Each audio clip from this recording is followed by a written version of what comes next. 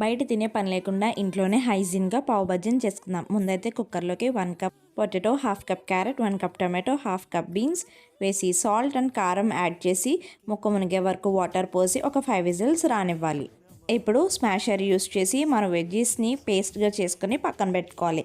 ఇప్పుడు ప్యాన్లోకి 2 table spoon oil add చేసి 1 spoon జీలకర్ర, చిన్నగా చాప్ చేసుకున్న ఆనియన్స్ వేసి కలర్ చేంజ్ అయ్యే వరకు ఫ్రై చేసుకోవాలి.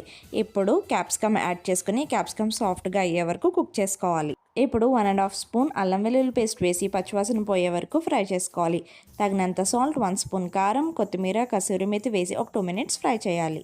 మన వెజ్ మిక్స్ని యాడ్ చేసి మన కన్సిస్టెన్సీ తగ్గట్టు వాటర్ యాడ్ చేసి వాటర్ బాయిల్ అవుతున్నప్పుడు 1 స్పూన్ వరకు పావు బజ్జీ మసాలాని యాడ్ చేసుకుని ఒక 2 మినిట్స్ ఉడకనిస్తే చాలు.